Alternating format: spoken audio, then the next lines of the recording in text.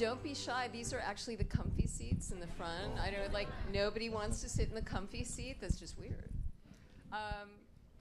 Welcome to the A&E IndieFilms Speakeasy. This is a very casual venue, as some of you probably know, because I recognize a lot of people that have been here before. I have to say thank you to Molly Thompson of A&E IndieFilms for sponsoring this venue. This is really her venue and something that she dreamed up. So thank you. I also want to give a shout out to Brugger's Bagels, who provided your breakfast this morning. So thank you.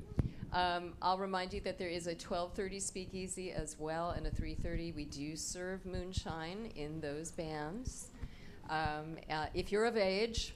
And the other thing is that this is a very casual venue, so you feel free if you have a screening to go to, get up and go. You can come and go as you please. So good morning, and we are starting with shortcuts. Very excited about this panel, and I want to turn it over first, but first we're just going to briefly introduce everybody, and I'm a little brain dead, so I apologize. And we are live streaming, so when you feel free to ask a question later, just be aware that we are live streaming this out, so folks that can't be here can learn from the panel. I'm going to start all the way over with Brian McGinn. Brian made The Record Breaker, which was here at Full Frame last year and has taken off online and had a life of its own. Next to him is Sam Morrill from Vimeo. Vimeo's gotten much more aggressive in the shorts field. You probably all know it as an online venue, and they are sponsoring our Audience Award for Best Short this year. Thank you, and actually did last year as well. And next to him, I do want to apologize. We have Scott Calonico in, who's made a lot of shorts in his career, which are wonderful and fun and awesome. And Scott is pinch hitting for Stephen Bogner, who's had a family emergency, so we apologize that he's not here. But his short film is at the festival this year, as is Scott's, which is The Silly Bastard Next to the Bed. It's a great film. And finally, John Gann. John serves on the executive committee of the festival forum with me at IFP. And he is, yes, you do. And he runs the DC Shorts Film Festival. And he has come down here to moderate this for us. So good morning, and thank you. Thank you for having me. And thank you guys for being here this morning. And thank you for waking up so early. I almost slept through it. Yeah. I slept so well last night. I'm like, oh my God, all this fresh air. It's fantastic. Love it. So I have only a few questions I want to ask these guys. And I want to open it up to you, because I know you have lots of questions. And I know that, you know, if I just open it up to you guys, you could carry this in yourselves. But I just want to start off with some real basic things. And so first I had down was, what are some trends you're seeing now in short documentary filmmaking specifically? Because I know as a programmer I'm seeing things, but as filmmakers, what are you guys seeing as trends that are going on with short docs? Okay, so I guess I'll take this one. So in the years that I've worked at Vimeo, curating the Staff Picks channel, I think that definitely one of the trends that I've seen in that time is kind of the rise of the profile documentary, the short profile documentary. Oftentimes, these center around like someone with a particular craft or someone who's particularly eccentric in some way or another, or both. I think The Record Breaker is like the perfect example of that. So I've seen those kind of come to prominence. And what's cool about them is that I think brands are starting to catch on. Mm-hmm. So I'm seeing a lot of good branded content that kind of attacks the short profile documentary genre. So that's definitely been a thing. I think a lot of the here, is this working? I think a lot of the things that I see is just kind of the rise of production value, which is kind of a natural thing with the way technology is going. But I think a couple of years ago, you wouldn't have seen, you know, a short documentary ever get made with a red camera. And now you're seeing people go out and say, okay, I'm going to shoot a 2-day doc on this one person. It's only going to cost me $5,000, and then I'm going to pop it on Vimeo or, you know, any of the other kind of places where these films are going, and all of a sudden you can get an audience of a couple 100,000 people.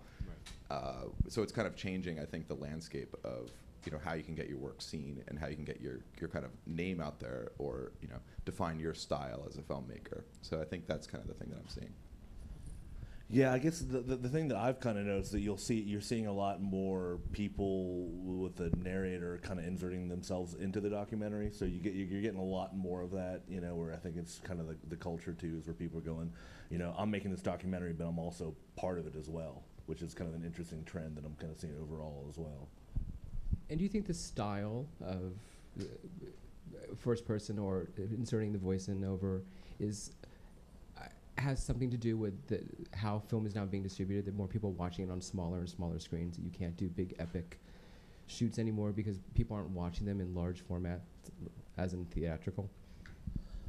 It's kind of a weird where I think a lot films are becoming a lot more like personal, especially like documentaries where like I'm gonna do a documentary about this guy, my neighbor next door, and them talking to the neighbor and things like that. And I think it's just it's a combination of I can make this film. I don't care who watches it. I can put it up online. Millions of people can see it.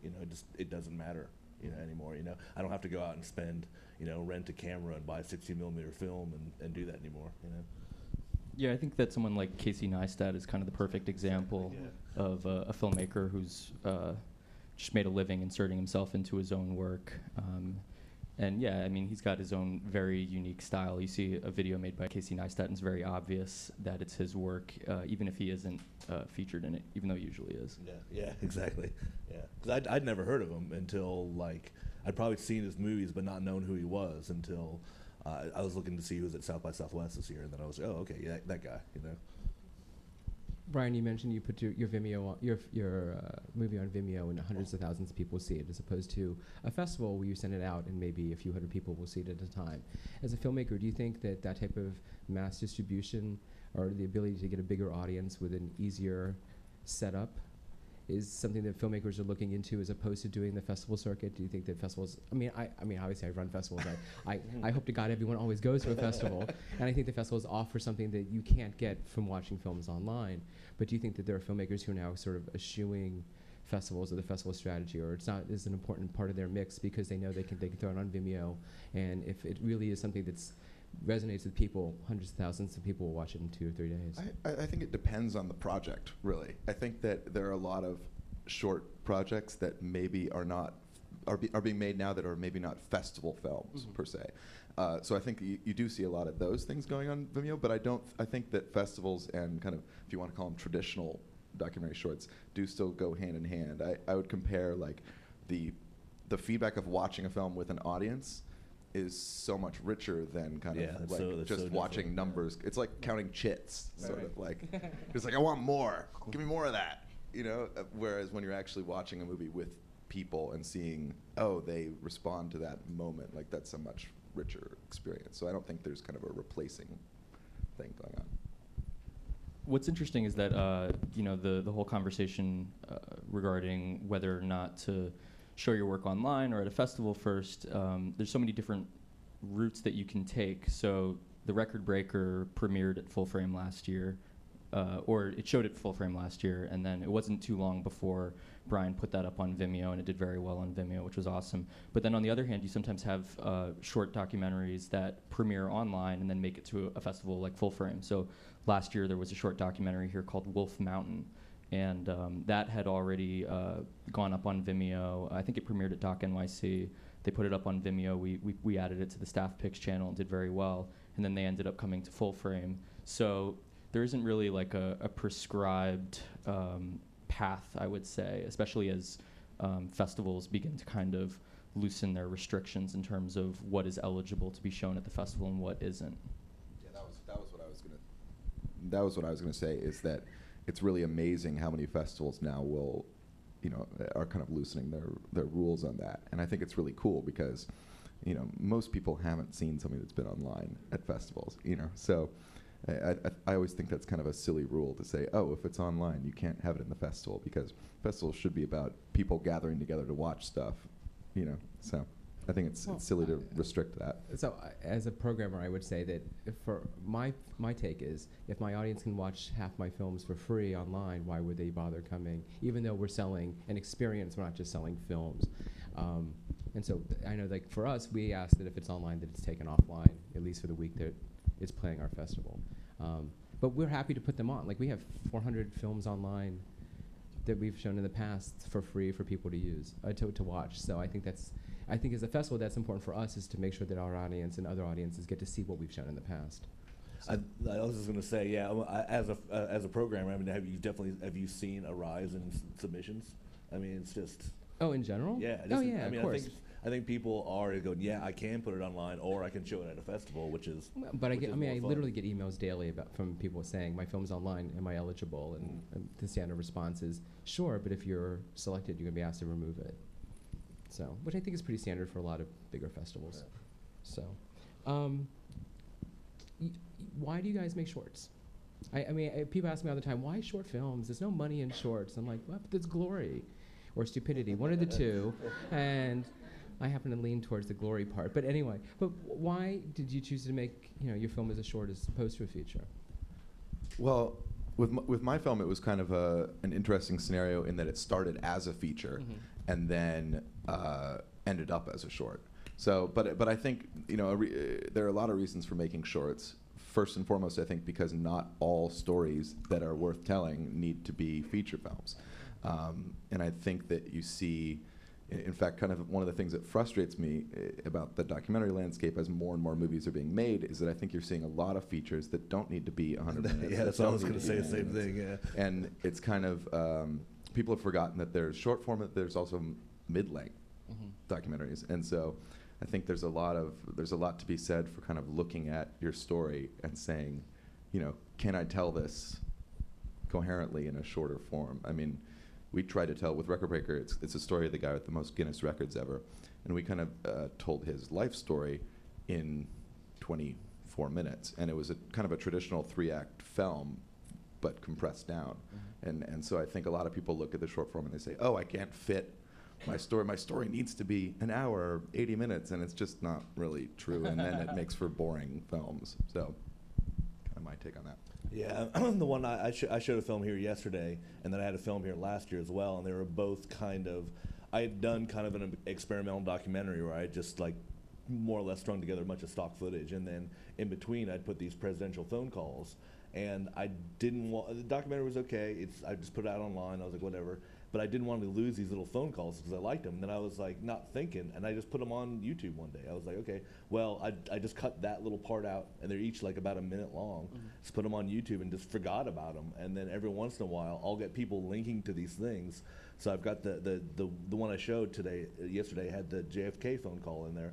And every once in a while, someone will link to it, and I'll get like 100,000 hits in one day on it, which was like, it was insane, And so it's just, you forget about it, and then I was like, I didn't want to lose this, and so I took that little part, and said, okay, let's see where I can go with this, Yeah.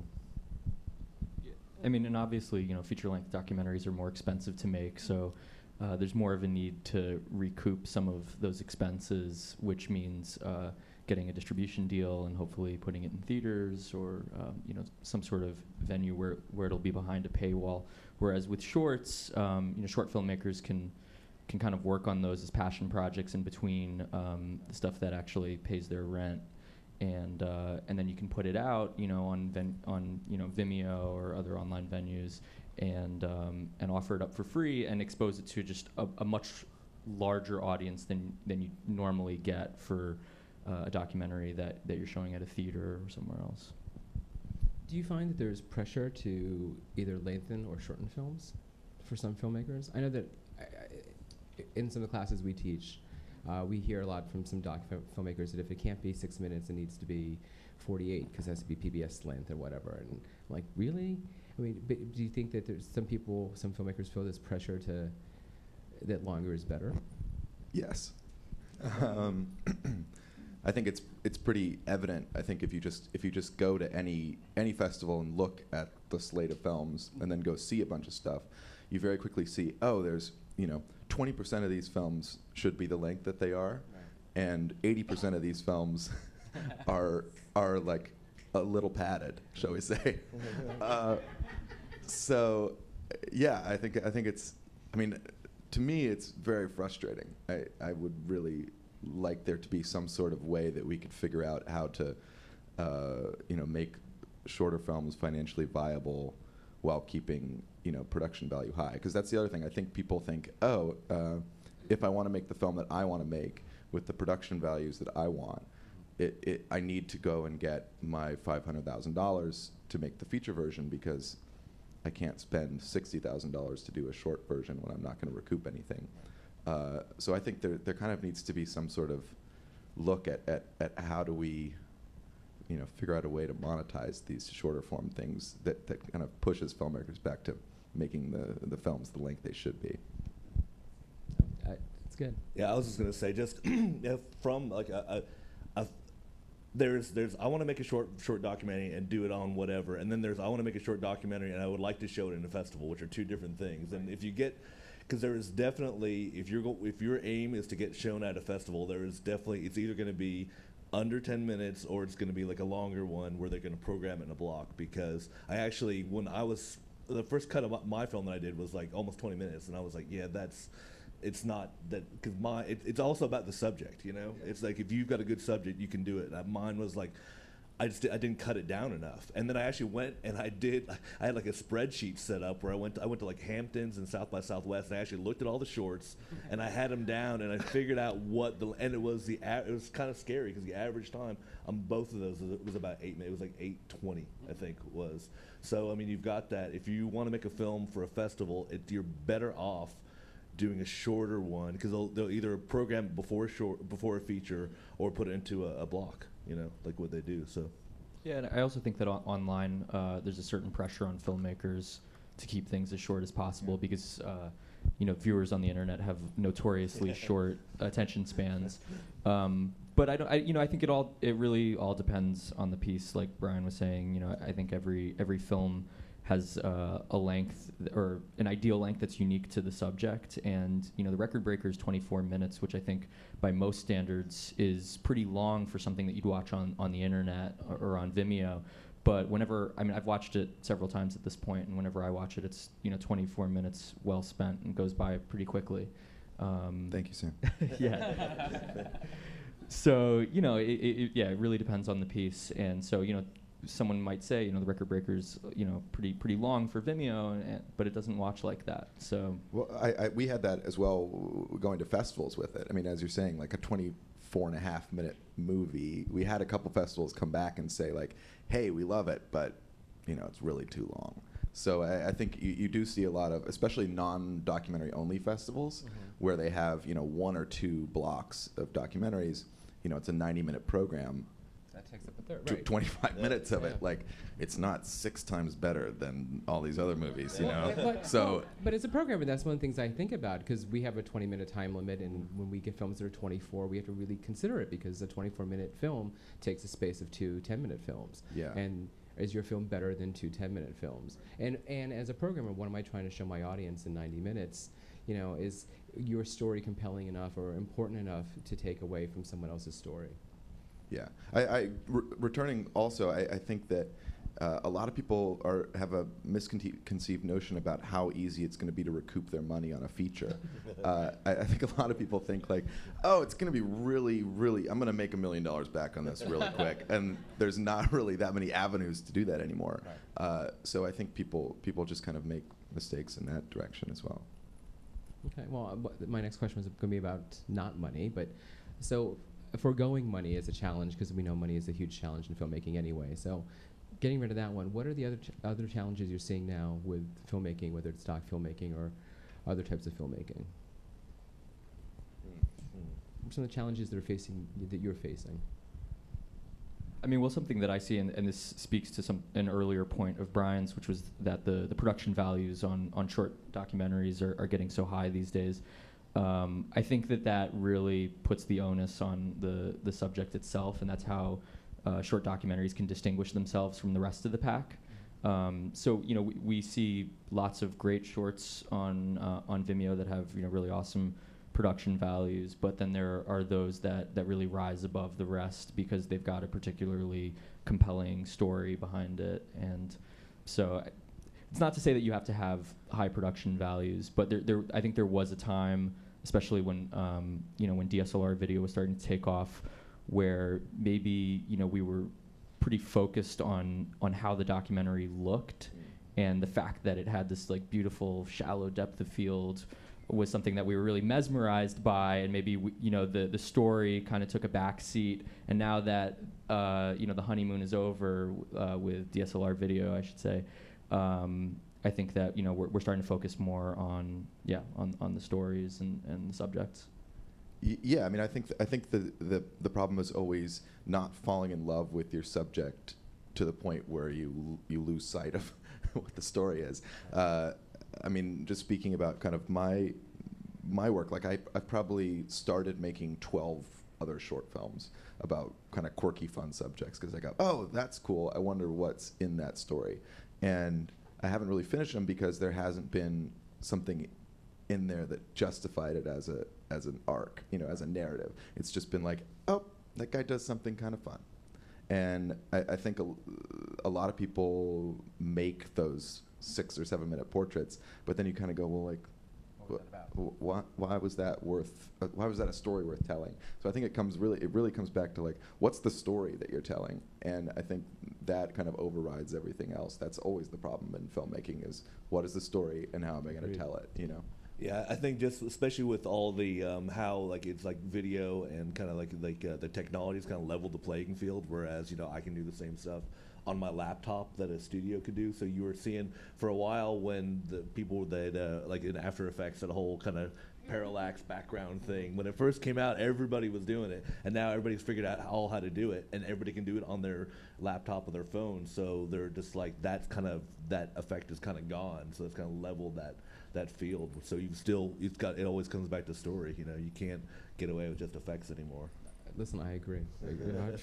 As a programmer, I agree 100%. It is all about story, and it always will be, ultimately.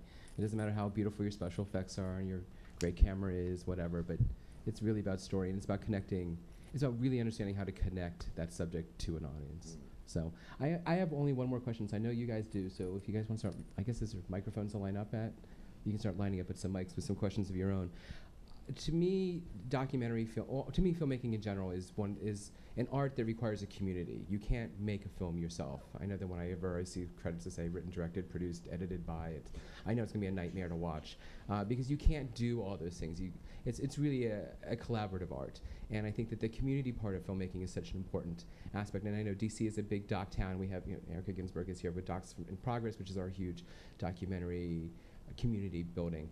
Talk to me about your community of filmmakers, where you are, and how that affects or influences how you make your films. Okay. Well, I mean, Vimeo is really nothing if not a community of filmmakers. I know some people, kind of use it as like their bare bones back end to host their videos, but there's definitely a core group of users on Vimeo that are all kind of staying up on one another's work and watching staff picks on a daily basis. And I know that, for a fact, a lot of collaborations have come out of that. People, meet each other on Vimeo. A DP will find a director that they want to work with, and vice versa. And that's a huge component to Vimeo. And I really can't say it enough. I mean, I don't know if you guys met on Vimeo, but you and Rod. Well, Brian's working on a project currently. I don't know how much he can talk about it, but he's working on it with another filmmaker that I know via Vimeo, and that's just not uncommon to find people who find each other on Vimeo and decide to collaborate. Yeah, I mean, we didn't meet on Vimeo, which sounds like a really weird new dating site, by the way. I highly recommend meeting on Vimeo. Yeah. But I mean, I'm in LA, so my network of people is really I've just kind of finagled my way into other people's networks of people is kind of the way I would describe it. So I mean, my DP for Record Breaker is actually from North Carolina. I went to Duke. He's here. Steve is here, and so we met actually in school. But my LA network has been all kind of people that have pre-existing groups of friends from USC Film School. So they kind of have this really cool setup where they go through film school and they all do each other's jobs. And so they come out with these like guerrilla units that can go out and do anything. So I think that's a really cool way to kind of create a network of people. But yeah, I don't know if that answers the question. Yeah, I mean, this is kind of I've got a strain because I'm originally from Austin, Texas, which is like filmmaker capital of the world right now, and I actually got a little frustrated there, and so I live in the UK now. And I found the UK there's a couple of people from the UK here who have been paid their way over basically by UK film grant councils and things like that, and they're really, there's a Scottish Documentary Institute that's very vocal and very supportive of the filmmakers, so that's good. You do meet a lot of people that way. You get together with the community. Going out and filming that's why I kind of like all this, being able to do a lot of stuff on computer, because I do a lot of the stuff on my own. I mean, that's what I do during my day job, is I make corporate films, and then this is what I do for fun, and it's just great because I can go out and do everything. I know what you're saying, with written, produced, and directed and camera by one person, but in a way it is. I do kind of like that feeling of be able to go, okay, yeah, this is my idea, and just kind of. But you do want to show it also. You want to show it to other people. You don't want to just show it. I mean, I do love showing things online, but like as we were saying, is that you want to show it in front of an audience, and I was trying to cut for trying to figure out where people were going to laugh, and just showing it here. I've never seen it with an audience. Just seeing it yesterday was like, oh, there's this great line, but like people were laughing so much, they missed it, which was, but it was great to see that, in person. So it is a community, I think, when you go and watch it and see everything. And I think it's actually, following up on that, I do think in Europe there's a much better sense of community. Like, weirdly, I did Record Breaker with the Danish Film Institute, with a Danish producer, and yeah, their support network is really, really amazing. And when you're talking about Vimeo, it actually sort of made me wonder, like, I wonder if there's a way to start creating that kind of a network on a real grassroots level here, because I think it's something that doesn't really exist. It's like everyone kind of comes together. I actually think Full Frame is one of those kind of places that all the filmmakers come and hang out and exchange ideas and everything. But I would love to see kind of some sort of an organization. Maybe I'm just unaware of what the organization is at this point, but kind of create that support network and connect people. I think that would be really great. Excellent. I know we have some questions, so go ahead. Hi, this is actually a Vimeo question. I was wondering, how does Vimeo work in terms of getting like all these people to watch the film? Is it kind of like a YouTube thing where it just kind of spreads like wildfire? And then the two-part question to that is, how does a filmmaker get like recognized by you, like the Vimeo team is like the Vimeo Video of the Week kind of thing? Sure. So on Vimeo, like any other kind of social networking site, you can follow people. So I follow upwards of 2,000 creators on Vimeo, and so every day when I get into work, I kind of browse through my inbox. When you log into Vimeo, you have your feed, which shows videos that have been uploaded and liked by the people that you subscribe to on Vimeo. So that's, from an organic perspective, that's how videos surface on Vimeo. It's not too unlike your Facebook feed when you go to Facebook. And then in terms of the videos that get a lot of recognition, a lot of that is driven by the Vimeo Staff Picks channel. So on Vimeo Staff Picks, our curation team, which I'm part of, we feature 5 videos per day. And those videos get pushed to the inbox of everyone who has a Vimeo account. So everyone who logs into Vimeo sees staff picks pushed to their feed, and they also get pushed to the logged out homepage. So whenever someone who doesn't have a Vimeo account lands on Vimeo.com, those videos that they're seeing right there on Vimeo are our latest staff picks. And as you can imagine, the Vimeo homepage is a highly trafficked page, so those videos tend to get a lot of plays. And then in terms of getting your work in front of the Vimeo curation team, there's a variety of different ways to do that. We're all on Twitter, so people will shoot us messages on Twitter. People will shoot us messages through the Vimeo messaging system. I probably get 30 or 40 messages a day from different people sharing their work with me. And like I said, our team we subscribe to a ton of people, so there isn't a lot that flies under the radar.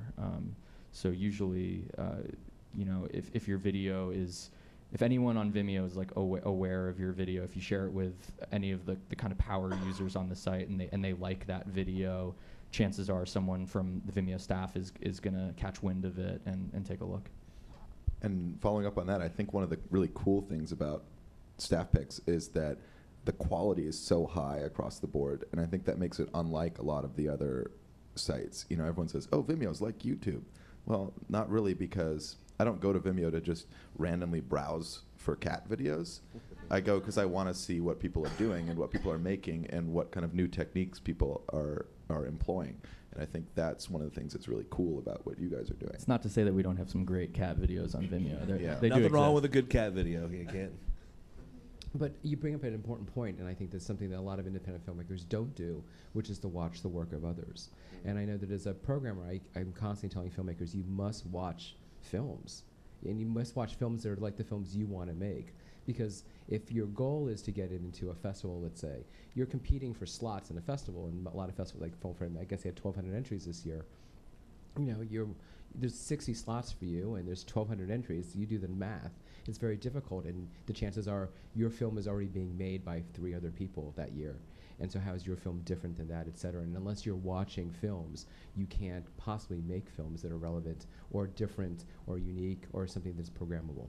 I often describe the Staff Picks channel as a sort of trade magazine. So, you know, if you're to spend, you know, 2 months just watching every staff pick that we do every day, and like I said, it's 5 videos a day, so it's not a ton of content. You're looking at like 20 minutes of watching a day.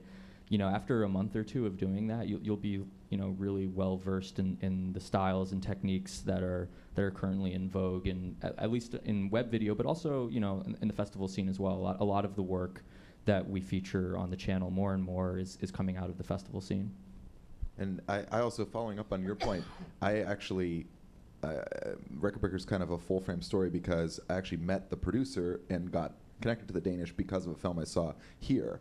And so I saw a movie that kind of had a similar tone to what I wanted to do, and then I wrote to the filmmaker, and I sent him my trailer that I had cut for it. And he said, well, what do you need? And so I got connected to his producer, and that was kind of what that happened. So I definitely agree with you. Like, you only make those connections and you know, it can increase your network by watching movies and then getting in touch with that community.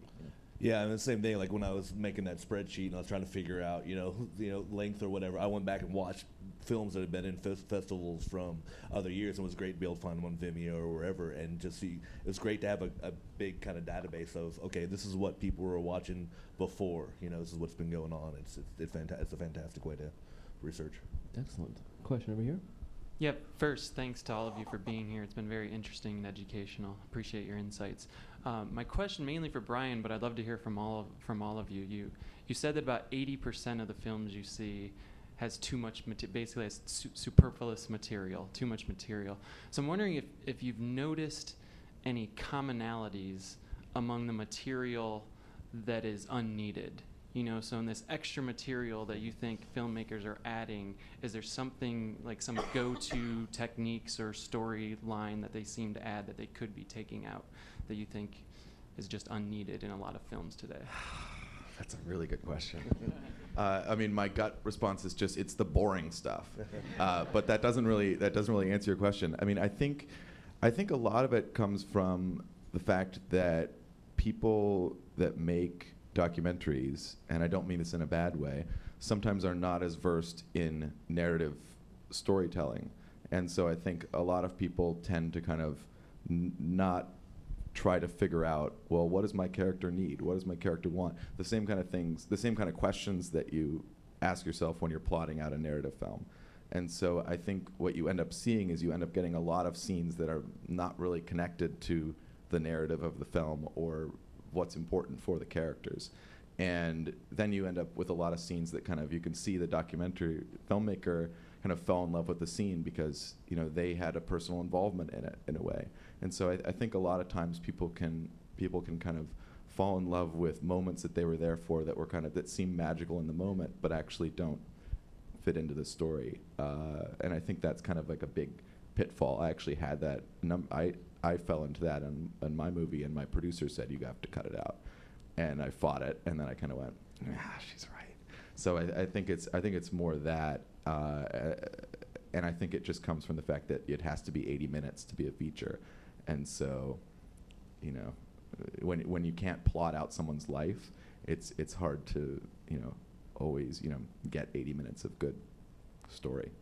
Yeah, I think one of the main things I see is the shallow depth of field establishing shot with the kind of sped up and little keyboard music in the background. You see that in a lot of documentaries. But I think you're right. I mean, I think there is that. If I'm going to make a documentary, I have to make it this long so I can make my money back. And I think yeah, there's a good portion of documentaries that probably don't need to be that long. You know.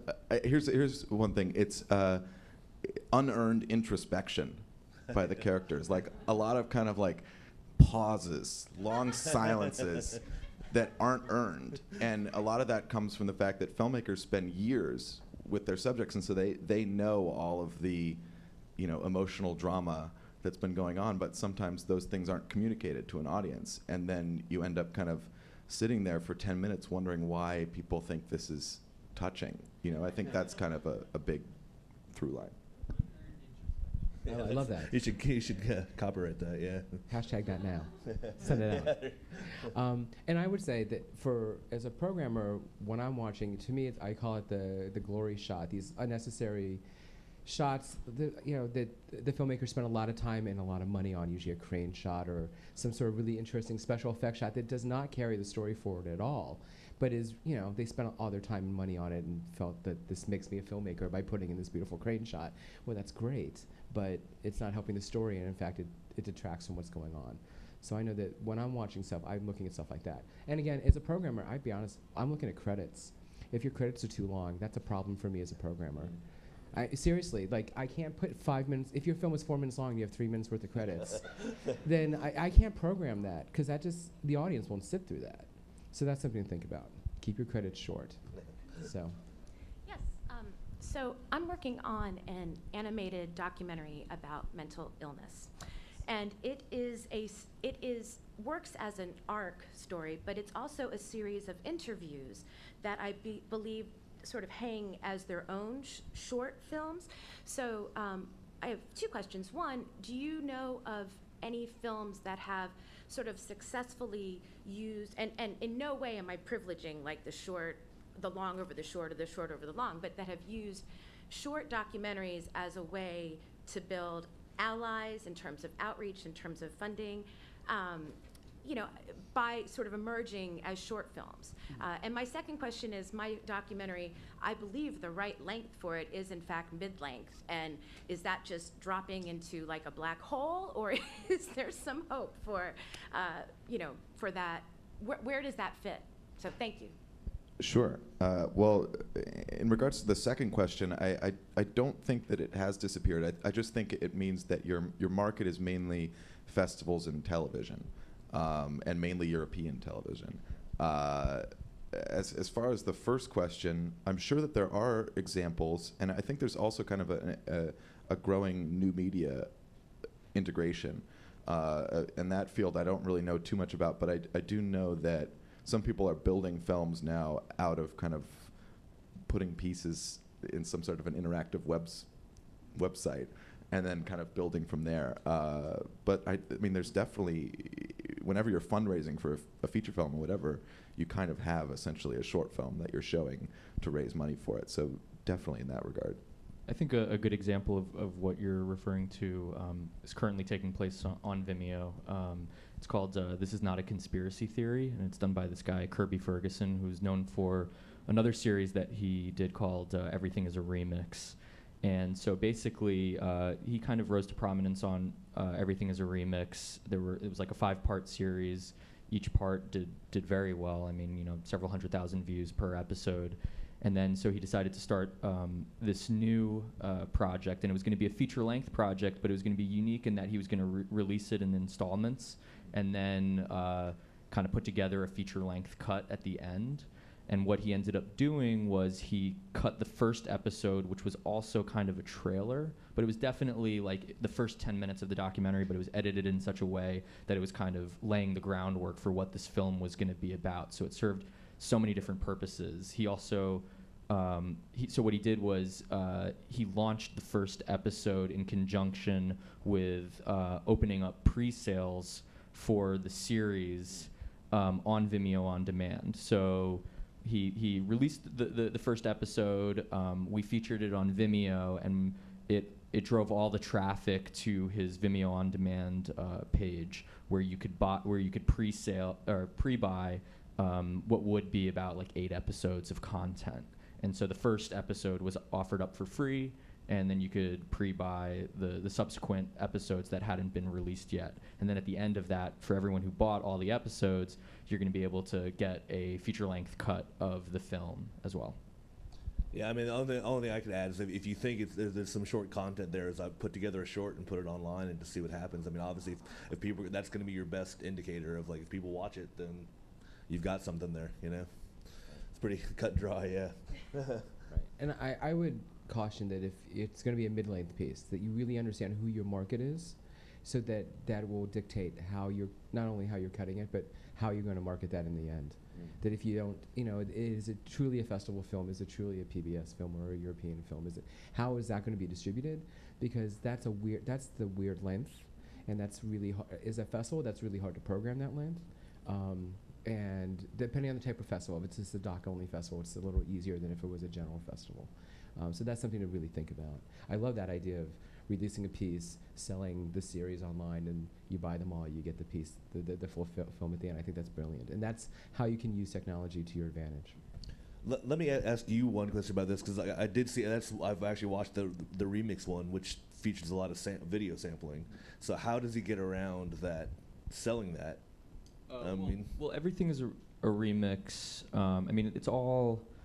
He's got the legalities down. I mean, it's like he only uses like 3-second snippets of everything that he's using, and he's got a very strong fair use argument for everything that he does. He didn't sell everything as a remix. This is not a conspiracy; it's slightly different. And I think you'd have to ask Kirby how he's going about that. But he's like a scholar of fair use. Yeah, so this guy knows everything about the law. Yeah, it's weird. Like because I worked on there's a Doc Ellis baseball movie that showed at Sundance, and so I worked on that. And my friend's been working on it for like 10 years. And basically what he was doing was buying films off of eBay and just putting. I was like, well, how is that ever going to work? And then after they got into Sundance, then lawyers came to him going, well, this is all fair use. That's how it works. It's just this kind of magical. It works somehow. He made that short too, right? Didn't he make the Doc Ellis short first? No, that wasn't. That was somebody else. Yeah, that was one of the weird things. So there was a Doc Ellis short that came out while he's been working on this movie. Oh wow. Yeah. So that was somebody else who had done this other short about his major subject. So yeah, but he kept on going, which was pretty impressive. Yeah. So that was I can't remember that guy's name, but that was the animated short. Yeah. You can watch it on Vimeo. Yeah, that's right. Yeah, there you go. Good plug. Other questions? And a question. The comment kind of back to the community thing. There is an online community, the D Word, d-word.com, which is incredible to connect documentary filmmakers. So I think some of the things you were saying you're looking for, you will find there. But my question actually, and I'm so glad you are bringing up a lot of the issues of length and sometimes filmmakers pushing their lengths too long. For the filmmakers on the panel, how do you, when you're approaching a project, do you go in knowing it's going to be a short? Do you start thinking it could be a feature? And how do you sort of, if you know you're going in to make a short, how does that adjust kind of how you approach the subject as far as production? Well, I can tell you I'm making a feature right now, and we basically went into it. I try to go into everything now and say it's going to be a short. And then I start shooting it, because to raise money for a feature, you essentially need to shoot a short film anyway. So I shoot that, and then I kind of looked back at the master interview I'd done, and I said, oh, wow, there's really more. Instead of 5 minutes of interesting stuff here, there's really like 2 hours of interesting stuff here. And then you kind of go, oh, wow, I think it's probably a feature.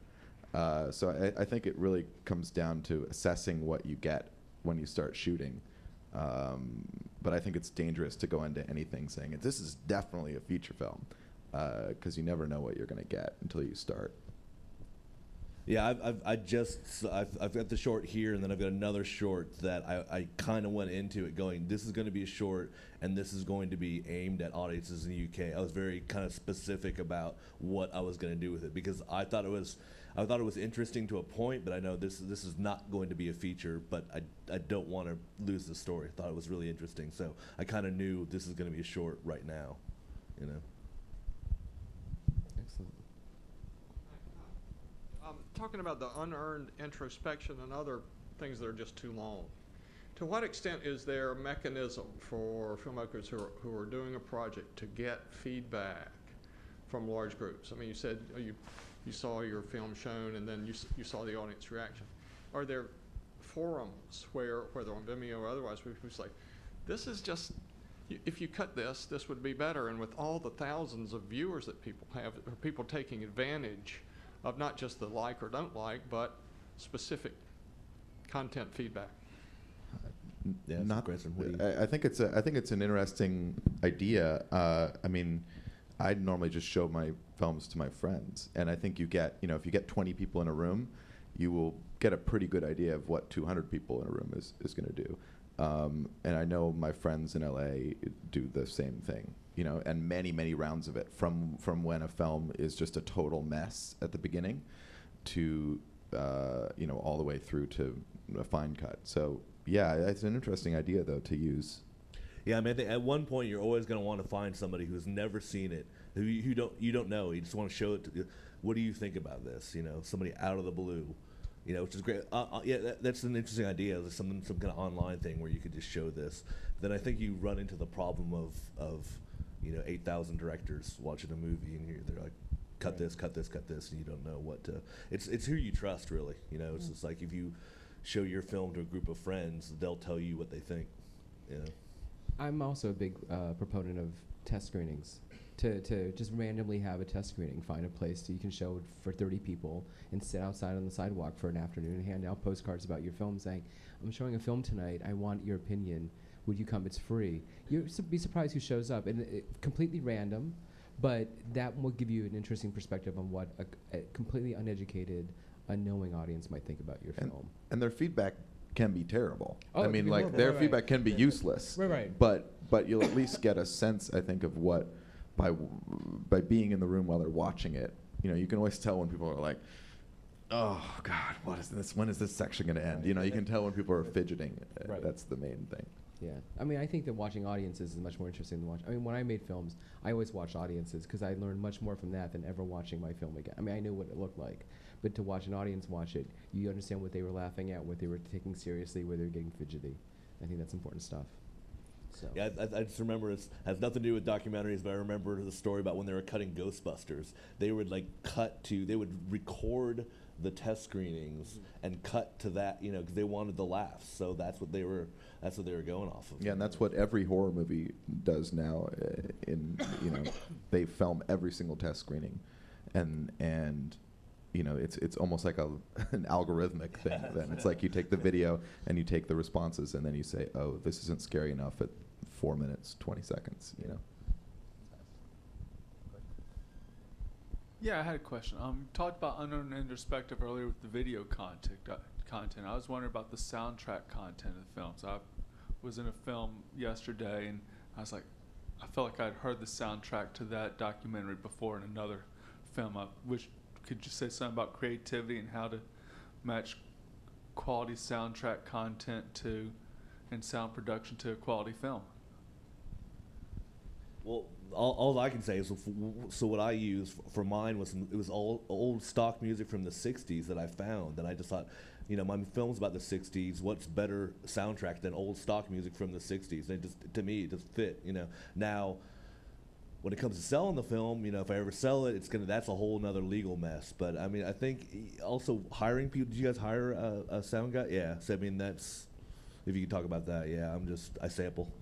Yeah, I mean, I work with a composer who I really like, and I think as long as it's really about collaboration. All of these things come back to, can you find the people that will bring their great ideas to the table? Because as you're saying, like, we're not all M. Night Shyamalan. You know, it's not all written, directed, produced, edited by. So, you know, you need to find people who can do really quality work and kind of contribute to the final product. And I think, you know, with sound, it's the same thing. Sound is the most important.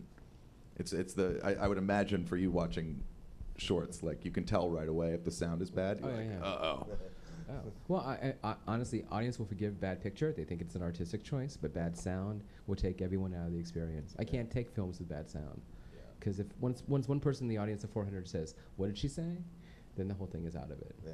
The creativity of the actual music itself is another question, though, in terms of, oh, I feel like I've heard this before. Because I think there's, for example, there's like a glut of films using Philip Glass music, which, like, I love Philip Glass, I love Errol Morris, you know, but there are a lot of people that kind of use that music just because it gives you a feeling, and you're like, oh, I want that feeling, and like that's the easy way. It's like, slap some Philip Glass on there, everything seems really important.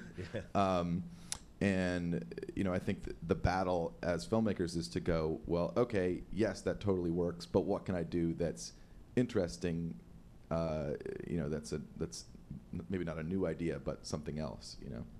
Sam, what's the legality of using music you might not necessarily own on Vimeo, especially for content you're selling? I mean, yeah, you're not allowed to. Exactly. I mean, Vimeo abides by the DMCA. So basically, if a copyright holder comes to us and claims infringement, we have an obligation to take that content down. So you know, we've built things like Vimeo Music Store, which is, you know, a database of music. A lot of it's free. Some of it you have to pay for. What you have to pay for is, like, you know, looking at like $1 or $2 to license it for your own video. So you know, we're trying really hard to create as many legal avenues as possible for people to add music to their videos. So, you know, I know of some other outlets. I know that, like, Moby has his own project called Moby Gratis, where he allows filmmakers to license his music at no cost, so long as they're not selling it. So, you know, there's a lot of different. If you can get creative, there's a lot of different outlets out there. So if you're a Moby fan, don't worry. You can use some Moby. And YouTube's got that thing too now, the audio downloads, where they'll just give you music, you can do whatever you want with it. But I think you'd be surprised at how easy it is to license the music that you want. You can do it all online now. It's crazy, Yeah, it's really not that expensive either. I mean, it's when you start selling it that it gets a little more complicated. But I think you can get a kind of festival/online license for, you know, a couple $100 for a pretty big artist. You know, you'd be surprised at what kind of favored nation status you can get as a short filmmaker. No, I would agree. So, good. Sorry.